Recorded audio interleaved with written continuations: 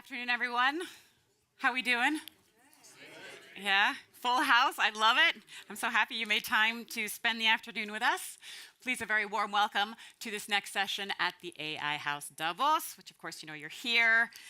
Brought to you by Chain IQ and partners, Datamatics and Tradeshift.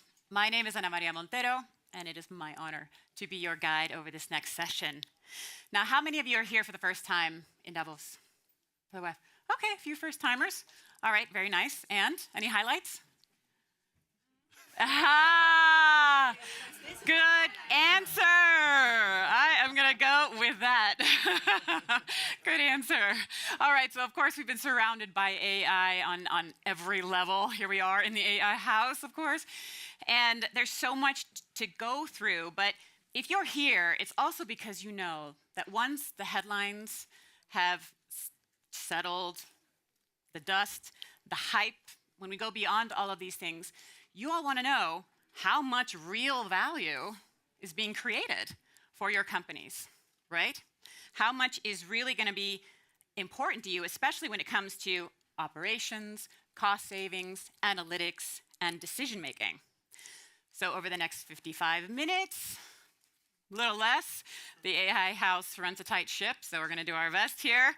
We're going to get some answers and some insight into those questions with our distinguished group of panelists, which I'm going to introduce in just a second after I say that this is also an interactive session. So, my goodness, there's so many people. It's an interactive session. So about halfway through, we are going to open it up to Q&A. So we're going to go old school, raise your hand, somebody will bring you a mic, and we'll take it from there. All right? Hi.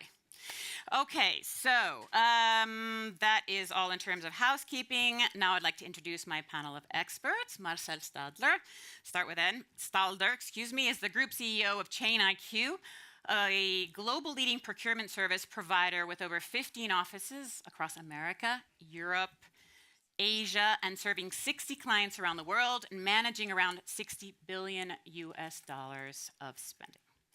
Prior to joining Chain IQ, Marcel spent over 20 years at EY, where he held many leadership positions, including CEO of EY in Switzerland. If I may, you and I had a very long discussion. I had the honor of interviewing Marcel when he was in this position for CNN Money here in Switzerland. And at the time, it was really great because we got to talk to you about how you had your finger on the pulse of digitalization. And now, today, we get to talk about having your finger on the pulse of AI. So I'm very looking forward to what you have to say about that. All right, next on our panel, Rahul Kanodia. He's Vice President and CEO of Datamatics, a global digital technology company serving Fortune 500 clients, joining us today from Mumbai. An AI enthusiast and thought leader, Rahul drives Datamatics' AI strategy, championing innovations in smart automation and digital technologies to boost productivity and customer experience. Under his leadership, the company has earned ISO certification in AI management systems, recognition as an AI first mover by Microsoft, and designation as a strategic partner by Google. A recipient of multiple CEO of the Year awards, he serves on the board of several companies and industry associations. Welcome. Thank you for joining us. And rounding out our trio of experts, Rafael Bres. He is Chief Product and Technology Officer of Tradeshift, a global SAS platform for procurement-to-pay solutions, where he drives customer-centric innovation and AI-powered scaling of SaaS businesses. A seasoned B2B SaaS executive with deep expertise in product management, engineering, strategy, marketing, and operations. Has a career that includes leadership roles at Spiff, which was acquired by Salesforce, Financial Force, now Certinia, Workday, Microsoft, Oracle, PeopleSoft, and Deloitte. So thank you very much, the three of you, for being here. Welcome, very warm welcome. Now, before we get started, just a note to the three of you. I'm going to ask you a question, but before each of you answers, just give the audience a few lines, a little bit about your companies and where you bring your value. Yes? All right, Marcel, we'll start with you. We talked a bit about the AI hype. You know, it's created immense pressure around for companies to adopt it quickly. How do you evaluate whether an AI trend is really a technology that's truly valuable for your business versus, dare I say, distraction fueled by FOMO or, just fear of missing the boat? Excellent, thanks so much. So first, GenAQ is a global leading AI tech-based procurement professional service company. What does it mean? We support our clients in running indirect procurement functions, significantly reducing operating costs and also having a positive impact on profitability. So on your question, whether it's a hype or whether it's to stay, I think I measure whether there is a long-term change in the overall agenda landscape, and I think AI, and we are all agree, I guess, is here to stay. I believe we are still at the beginning of AI, and so I think it will it will be decisive whether you are successful in the future, and I hope we can be then very concrete on the topic. Wonderful, thank you. Raul, FOMO, not FOMO? FOMO, not FOMO. No, clearly not FOMO. Clearly not FOMO. So quickly on Datamatics, we are a digital technologies, operations and experiences company focused on enhancing productivity and customer experience with an AI-first approach. We've been in AI for the last 12 years, quite deep in AI. More classic AI and now generative AI as well. So on your question on FOMO, we've done several projects in AI and we've delivered significant value. To give you one or two small examples, so there's one company we were working with, they do 70,000 transactions a day, and they were having 1,000 employees working on doing those 70,000 transactions. And after we deployed AI technology, we could reduce the time from 8 minutes to 4 minutes, so it's half the time, reduce the headcount from 1,000 to 400. So that's a huge reduction, and improve the accuracy from 87% to 98%. So in many ways, it has given them a phenomenal ROI. Another example where we're working with some companies, we're analyzing 45 million pages of balance sheets every year, and they would take 5 days to process them. And after deploying AI, we do it in less than a day. And that's a huge productivity improvement for the financial analysts. So there's a direct ROI on that. But it's not easy, it doesn't happen overnight. You've got to go through the journey on that. You have to really do a lot of analysis, I assume, of the technology that comes your way. Right? So I think the key element is really how do you focus on high volume transactions and labor intensive transactions with medium complexity rather than go for some exotic solutions. Right. So let's talk about, yes, let's talk about high volume transaction because this is what we do at Tradeshift. Tradeshift is a specialized SaaS platform, procure to pay. We deliver innovative solutions to streamline workflows and tasks that are related to procurement, marketplaces, and payables automation. We basically enable businesses, buyers and sellers to transact and operate on our platform globally. In terms of volumes, we have transacted so far to $1.5 trillion in volumes, hundreds of million invoices and different documents, and our customers are operating in more than 100 countries. And this is for a business we have been operating for over a decade. Definitely not FOMO when it comes to the hype on AI. Many businesses were already doing large language model, predictive analytics, machine learning. But it's just because OpenAI made this technology available to mass and public that the hype started, and then massive investments that are probably fueling more the hype. But this is not FOMO. They are concrete benefits.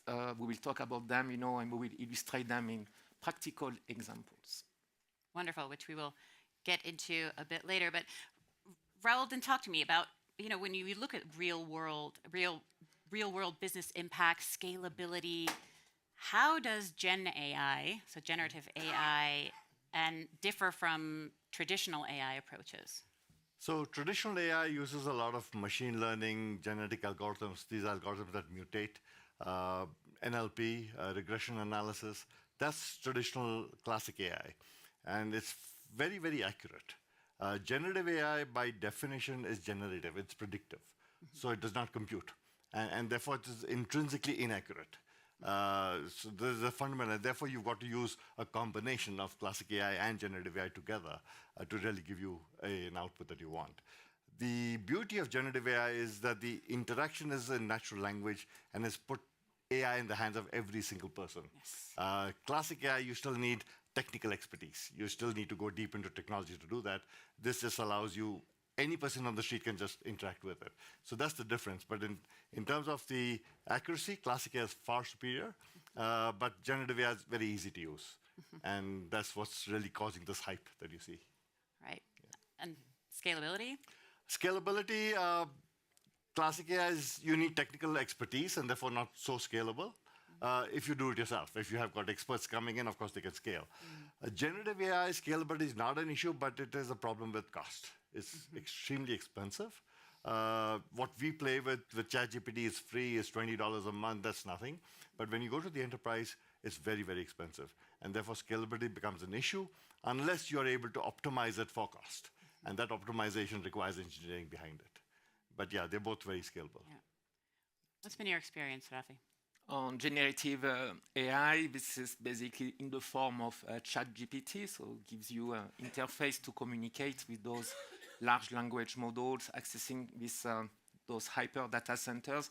You talked about, the risk of sometimes that they are predicting and inaccuracy and the bias that can come with those types of technology.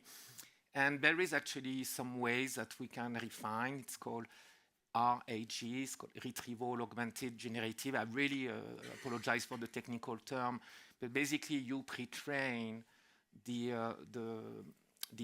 large language model on a particular set of information, documentation, that is probably product documentation, user documentation, anything that is internal to your company, and you give it as a context before you go with the prompt on ChatGPT. And this is going to increase dramatically the accuracy. But I agree that generative AI is just about predicting in statistics, does not understand the words they are putting together. Okay, you look like you wanted to say something else. But, No, but then, so you touched on at least the cost side challenge of Gen AI. Marcel, what are the other perhaps common challenges that companies face when deploying AI? And what kind of advice could we collectively give leaders? I mean, let's become very, very practical. So first of all, you said something very important. So it is really very costly. So don't go into AI without clear business cases. So at the end, what you get out need to be more than what you put in. Second, everybody says that, but it's not always what people follow. Technology needs to follow business and not the other way around. So how do we do that? We normally look at the process of the workflow of, for example, a procurement process.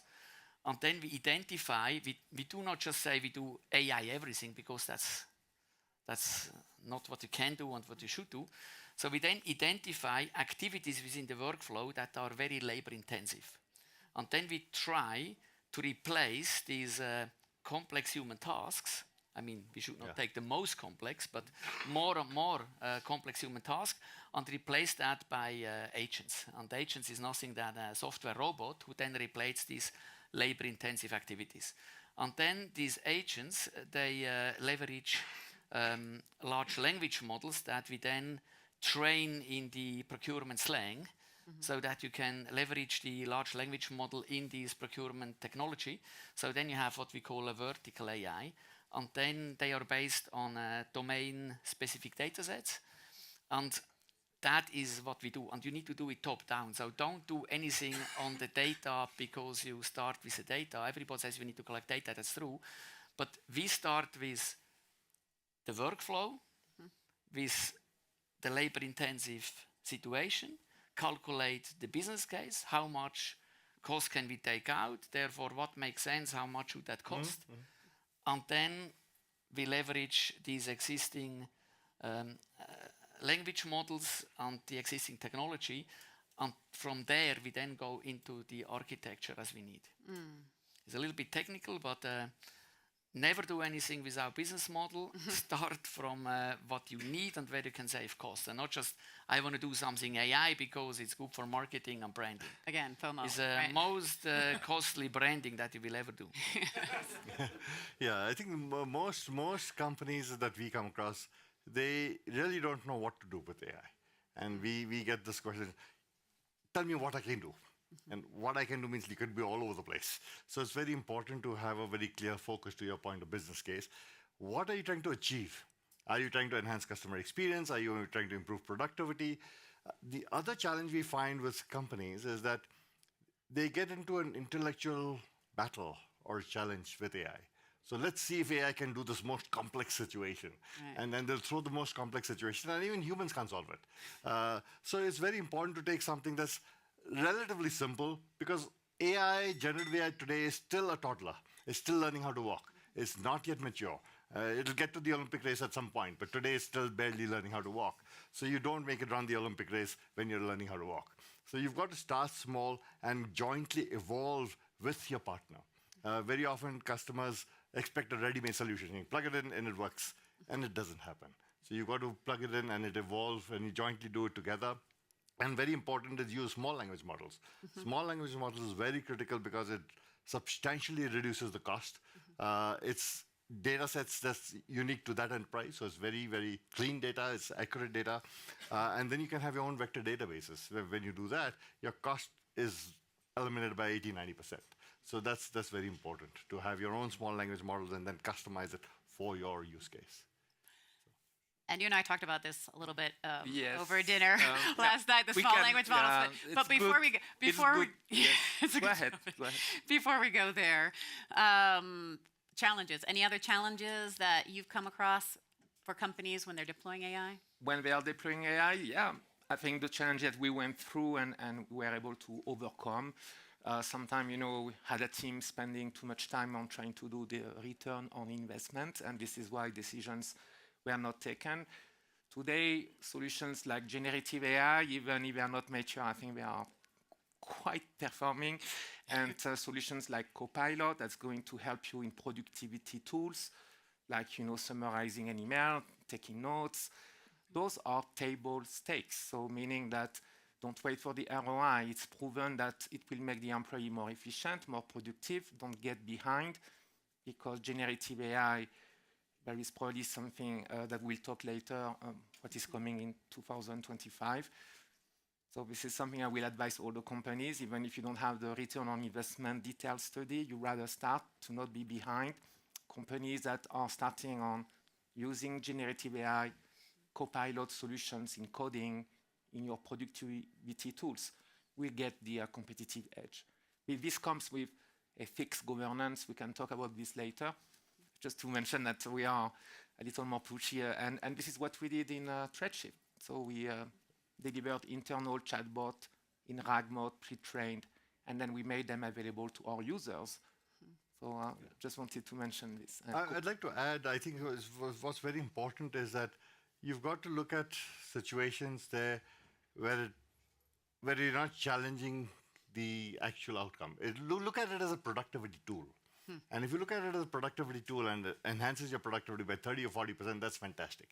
Customers expect a 90, 95, 90, or 100% improvement. Now, 100% doesn't happen. You cannot replace a human being. But if you can improve his productivity by 40%, that's wonderful. Right. Yeah.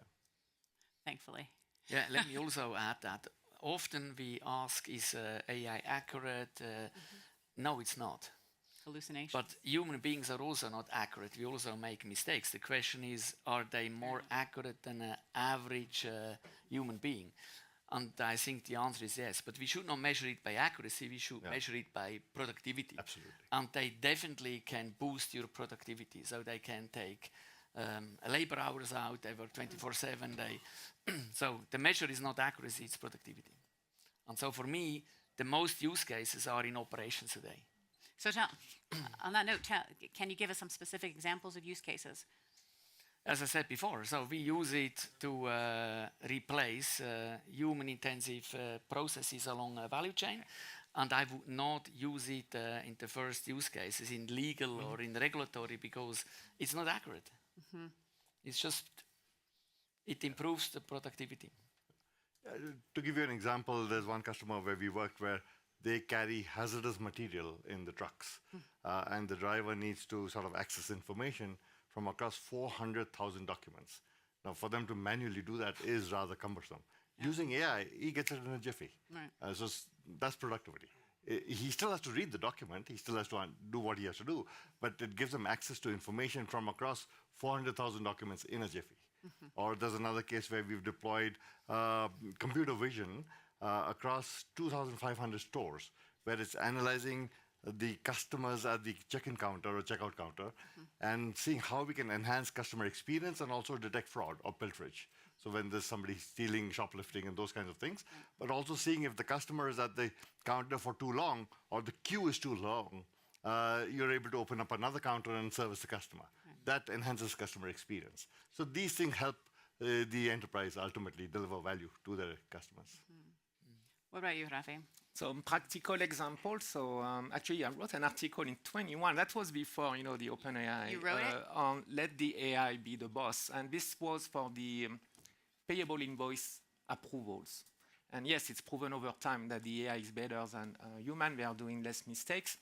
And then we allowed users to actually give a threshold of confidence. How much you want to give control to the AI, because you start low, and then when you see that the AI is more accurate, this is called supervised machine learning. We look at historical transactions that are good, and we train the AI on good transactions. And over time, obviously, this is better than human beings at some point. When it comes to very concrete case of generative AI, we have released internally a chatbot with all the product knowledge, way more than you would expect technical. This is used internally by all departments, services, sales, product. Externally, we are providing the same tool for our users. If they have any question on the product, on the interface, they will be able to operate. Never tired, 7/24, always there. Awesome. I just want to say that we are going to open up the floor now to questions. So feel free to raise your hands along the way. Oh my goodness, already. Go ahead. If we have a microphone for this gentleman in the, what is that, checkers?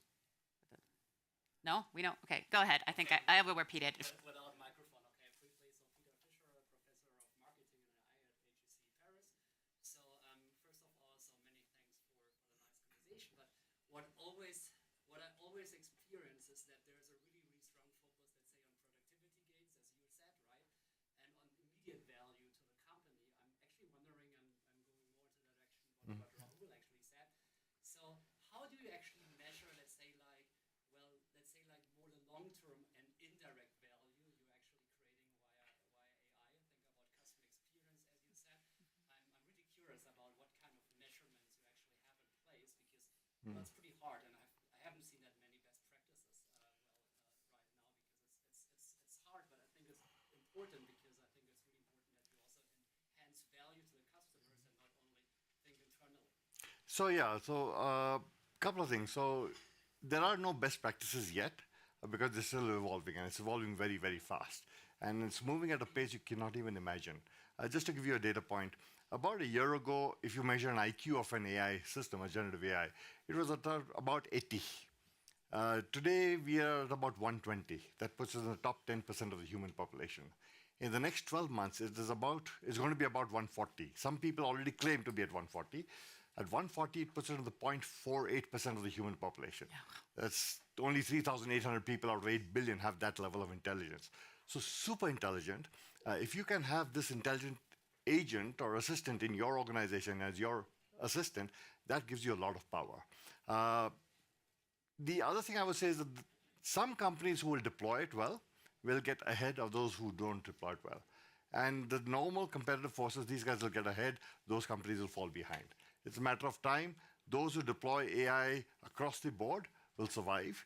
Those who don't adopt AI will be out of business. It's a matter of time. It's 5 years or 7 years. So to your question about long-term value, I don't think it's so long-term.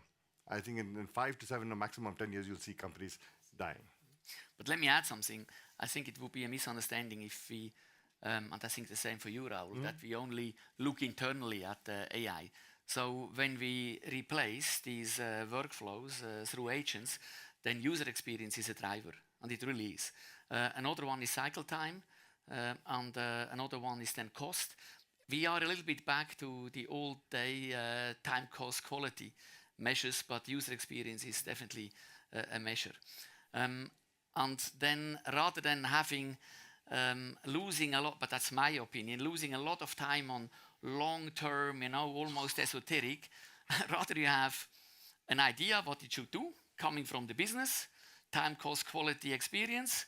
That's what you measure because that's what your drivers are, and then you make sure you put less in that you get out, and start there rather than you want to do too much. I'll give an example. Sorry, please. No, I don't. I would like also to answer the question. All those AI needs to align to our strategic objectives. Okay, so when we adopt AI internally, this is to improve customer service. We want to have less customer tickets. We want to have our CSAT going up, our NPS going up. We want also to have the time it takes to resolve a ticket to go faster, even not open it. So you can measure all of this. If you want to define success metrics and metrics, we not call them return on investment. The return on investment is you will become more competitive and you will be better and your operating costs will go lower. So at the end, you will be probably more profitable. So to give you one example, and I referred to that earlier. So this customer was taking 5 days to analyze financial data. Because we could deploy AI, he could turn it out in 1 day. On the basis of that, they launched a new product, saying report on demand. And the consumer could then get a report literally in a matter of maybe 12 hours. Earlier, it would take a week. And that enhances the customer experience. Not only that, but this new product is now growing at 30% per year for them. So that's a phenomenal revenue growth for the same company. Yeah. Thanks. Hi, Raul said you said 30 to 40%. I just want to put in 2 data points and see your comments. So I was working with a CEO who does land management. She was assembling a large parcel of 300 different landowners, and it would normally take her 80 hours. She used ChatGPT, and it was 10 minutes. So as a productivity gain, that's near infinite. The second case is Google's DeepMind AlphaFold. It used to take a PhD student 5-year career to study how one protein folds exactly. AlphaFold does it in 2 seconds. And when you do the math on that, that's a billion X productivity. I feel a Dr. Evil moment coming on. Billion X productivity improvement. So, is 30, sure there's hype, but also there's productivity cases far beyond 30 and 40%. Of course. Comments. Yes. There are many cases of those types, but there are few. If you go to the normal enterprise, they are very afraid because they've got legacy systems, they've got employees, they are trying to replace the whole thing, and there's this fear that AI will replace my job. There's a fear that with AI, I will lose data privacy and data security. It'll go out to the world. So all of these play out.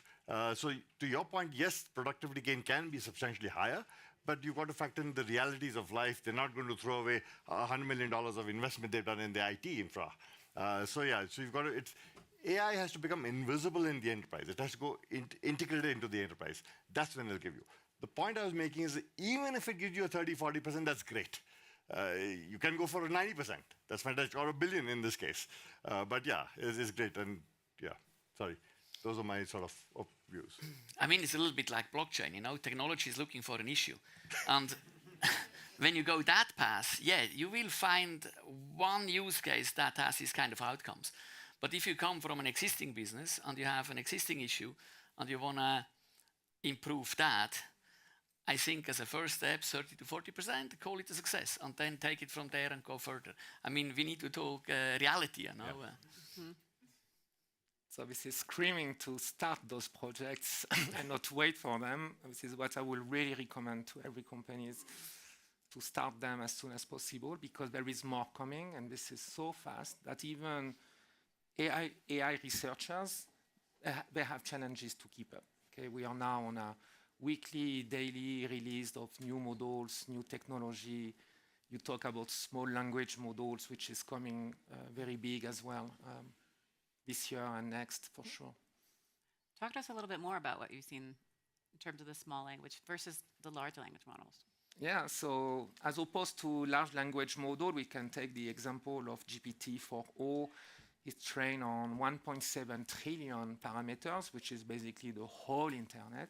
Okay, and they are because they are extremely resources hungry. It's very capital driven. So you need data centers, you need energy, you need water, you need CPUs, graphic cards. To an extent that you have now a new data center with 100,000 cards. You know, this is, I think, the X AI. In comparison, a small language model, they are trained on a reduced number of parameters, generally is a billion below, and even one of the latest was on 82 million parameters. Why this is important? Because they can operate on smaller devices. They can operate on your phone. They can operate on your laptop. So you need basically a factor of 1.5x of the parameters in memory to operate them. It will drain your battery down, but at least you can operate them. And there are use cases like first aid assistance, medical assistance, that you don't need to know about cocktail recipes or Shakespeare literacy on how to build cathedral. I mean, those are the things that it's unfortunate that we will have to run a hyper data center where you don't need this. And some of those small language models, they can operate without the internet. So I just want to, this is the future. And because they are the large, resource hungry, maybe not sustainable, this is why there is so much research and investments in small language models. In fact, you are even now beginning to see tiny language models, not only small language models coming in for edge devices. And that's coming in very soon. Tiny, all right. Wait, hang on just a second. There was a gentleman here who already had his hand up, but then.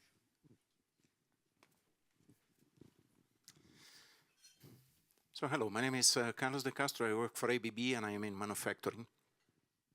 I actually had a similar question as my colleague here on the reducing waste versus increasing value. So you answered already, so I had to quickly pivot in another question, which I did. We heard Ana Maria mentioning the FOMO, the fear of missing out. But in the previous panel, I heard for the first time an interesting expression, which is the FOBO, the fear of becoming obsolete. So when you speak to entrepreneurs, to business leaders, what do you advise in terms of managing this with your workforce? Because at the same time, you want, of course, to get to an excellent level, but you don't want to destroy the confidence and the energy of your workforce. So how to manage the FOBO? If I am allowed to go first. So, you know, none of us has a crystal ball, so we don't know what the future will bring. But my expectation, my opinion is, it will even create job. Because when there was this first Model T production, you know, in automotive, then everybody said, oh, there will be no jobs anymore. But it created jobs for producing this kind of technology. A couple of years back, you know, iPhone is in the market since 2007.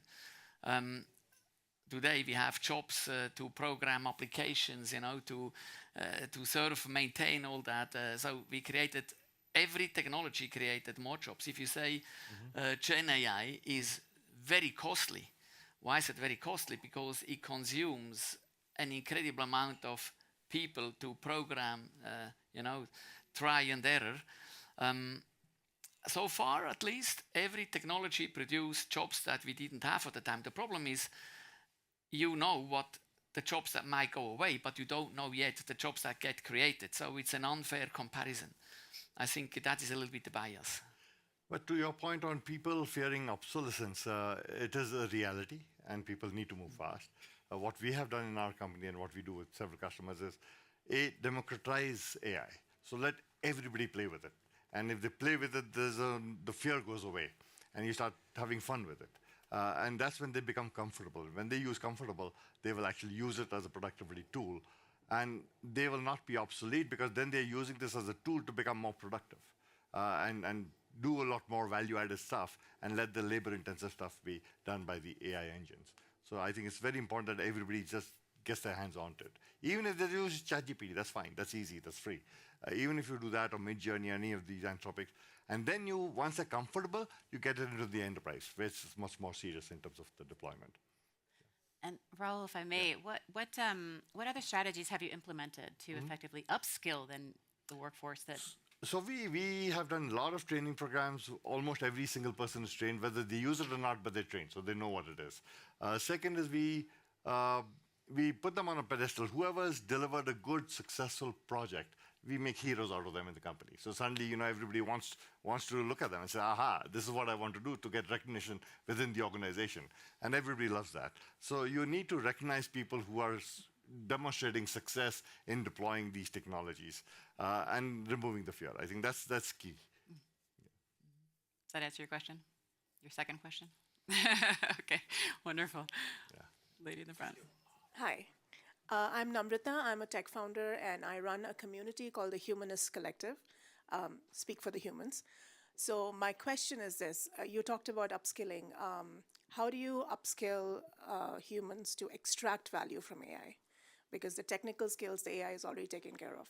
How do you make sure that empathy and the human side is surfaced?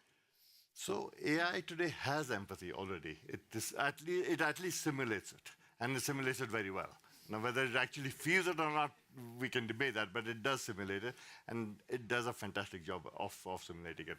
I think what's important is how do people use it and feel comfortable. And if you're having an affair, or you're having a divorce, or something, that's heavy on emotion. How do you deal with that? And the AI has the repository of information from across, and it gives you a fairly good analysis of how the other side could react or how you should react. Now, you don't have to accept it, but it gives you very good data points. And using that data points, you then use it, so that I think emotional element, the fear factor is key, and training people on how to address that is an equally important element.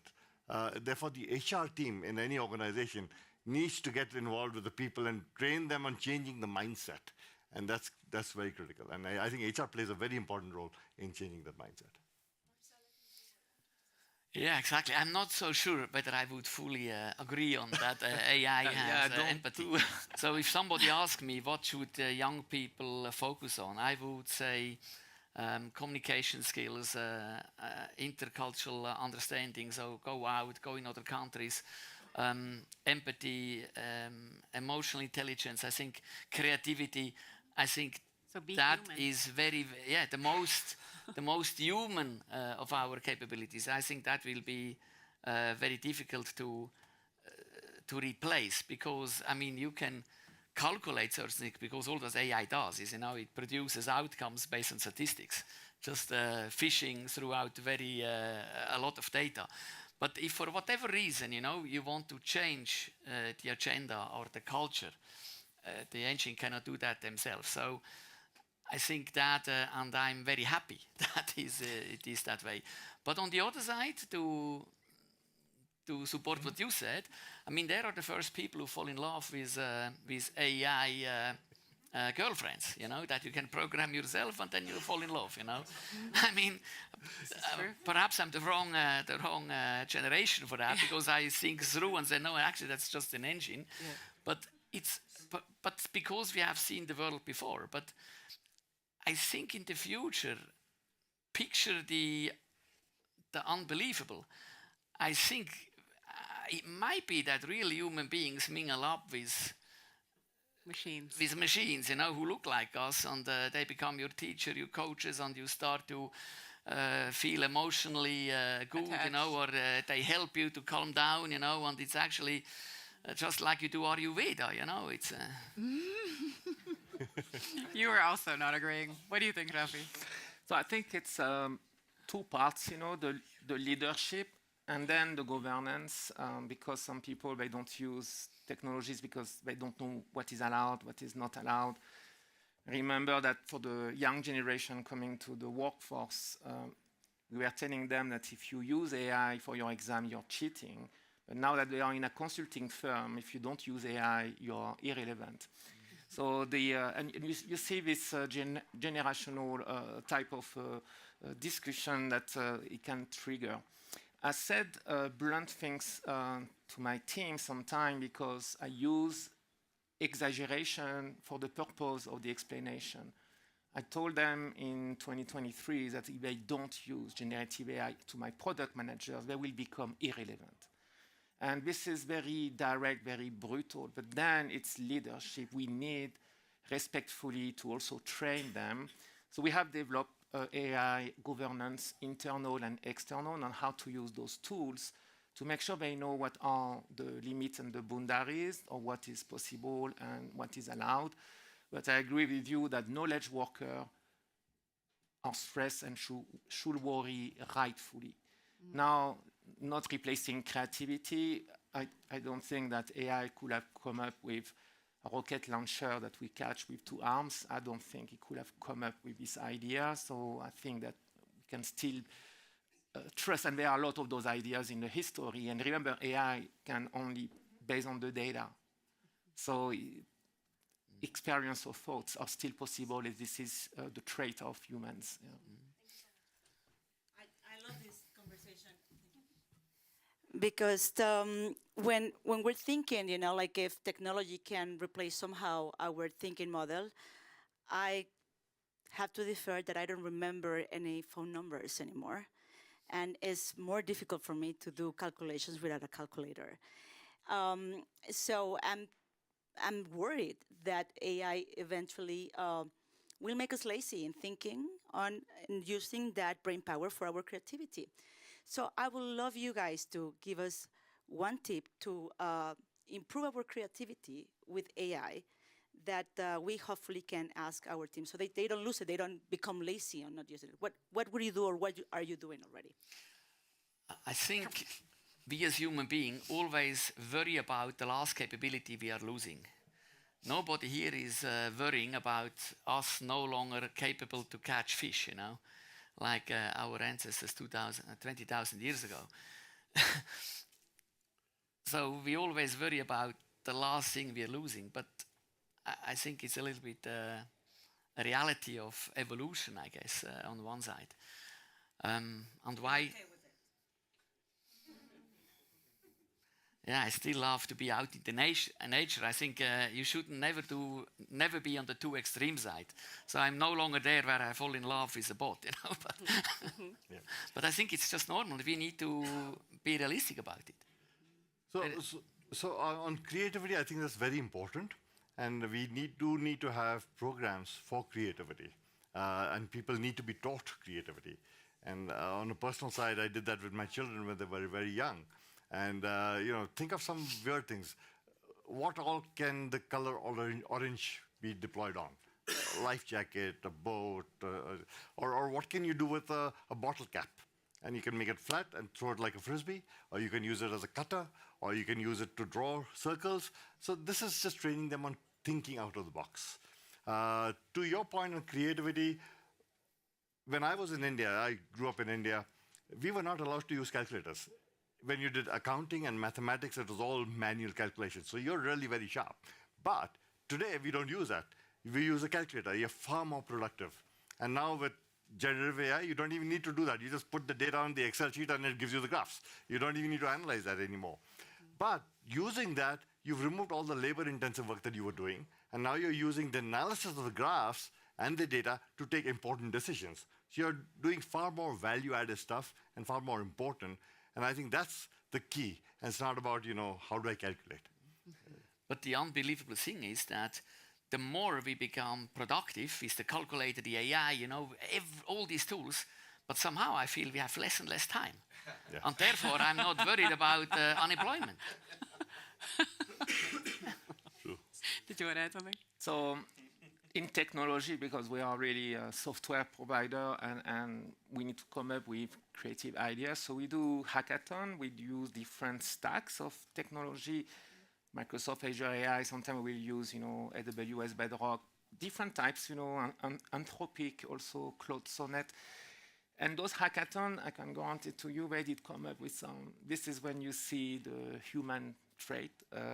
Some of them I cannot mention because I believe we should patent some of those ideas related to sound or music and graph. I can give you an idea of things that did come up. I don't think the human creativity will be, this is not the fallout of the human creativity. I think jobs will be repurposed, jobs will be changing, knowledge workers should probably try to think what's next, because in 1 year, I believe this is maybe replaced or evolving. 1 year. It goes that fast, and there are already numerical examples with very large companies. I cannot mention names, obviously, by rules here, of companies. I can mention technology, but not except my company. But yeah, there are examples that you will find. The ratio is 100 to 1, replacing 100 people with AI, one AI. But perhaps what we should, yeah, go. I'm sorry, there was a woman in the back who was waiting.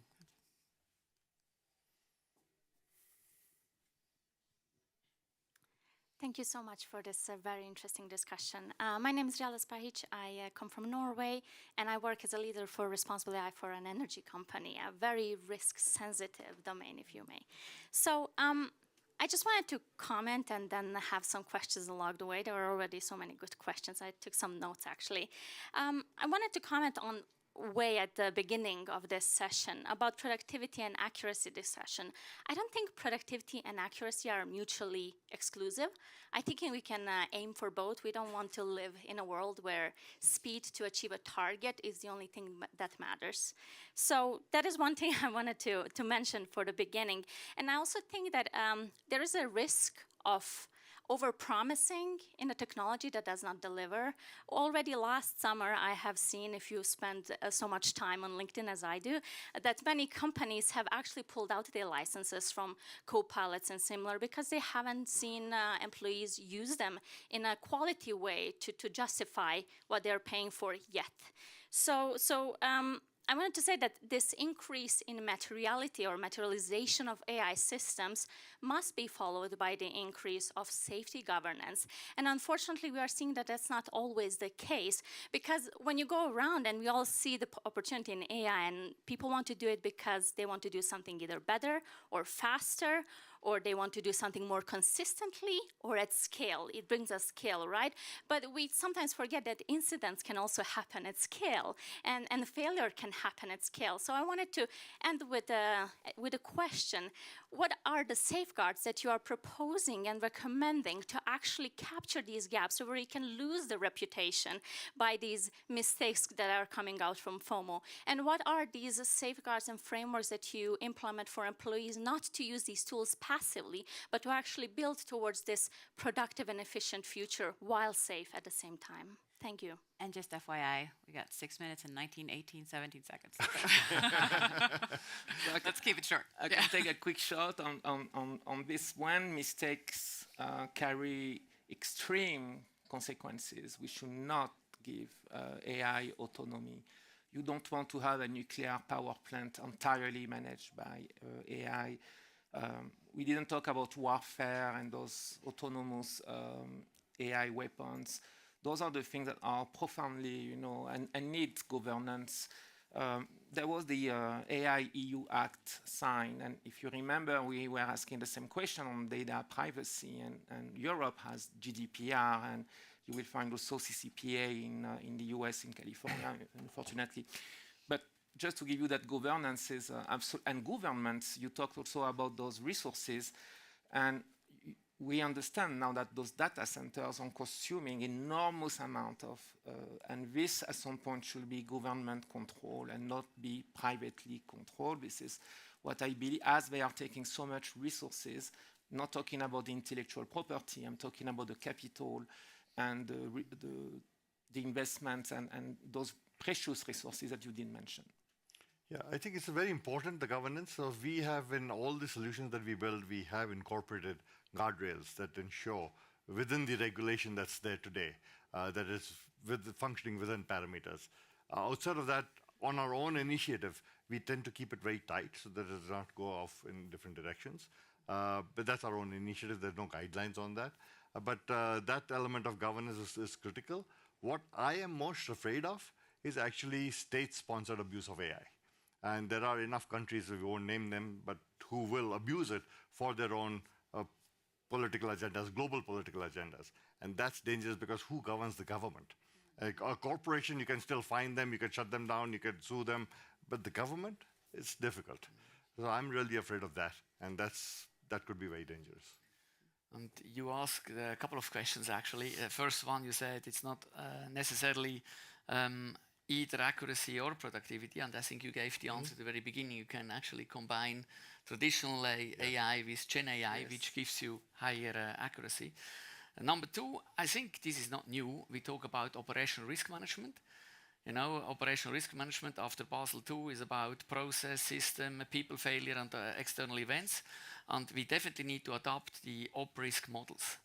And we needed to adopt that in the past. I remember the times in the 90s, op risk was a focus just on the process of your company. You know, it started, the first process ended there.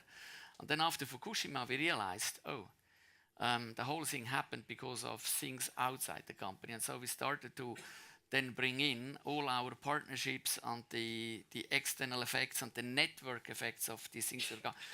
And now that just needs to go to the next step. You know, we need to bring that in our op risk models. But it's a very, very important thing. Yes. All right, that leaves us with 3 minutes. So, okay. Oh, yes, go ahead. All right, do it. Make it quick. 3 minutes. So I'm an entrepreneur from India. I work in the education space. You talked about EQ, creativity, and analytics. If you had to go back to college today, knowing what you know about the present and whatever we know about the future, what would you study and why? Okay, that's a great closing question. You've all done my work for me today. Thank you very much. Yeah, I think I would study creativity, very important. I would study technology, because if you understand technology, you know how it evolves. Otherwise, you'll be obsolete very fast. So technology and creativity would be the two most important things I would really focus on. So I would first try to figure out what I'm really good at, because you should strengthen strengths and not compensate for things that's just at the hype or at the moment. So always study something where you are energized and positive, then you cannot go wrong, first of all. Second, I think I would do again business or technology, because but it starts with business. And if you don't understand markets, if you don't understand client needs, then you don't know where to start with technology. Me, I will recommend prompt engineering. Let's be tactical on this. How LLM works. Who knows here what the acronym of GPT means? Sorry. So it's a minority. That's not interesting. No, it's generative pre-trained transformers. But this is basically the story of how this LLM is working. And then ethics, just to make sure that they use those technology with ethics. And this is what we try to, this is the young generation, they need to understand technologies are as good as the people using them. I think you have a full curriculum right there, just here. I think you're set. All right, so thank you so much, everyone, for being such a great audience. This was so fun. Thank you. Thank you so much.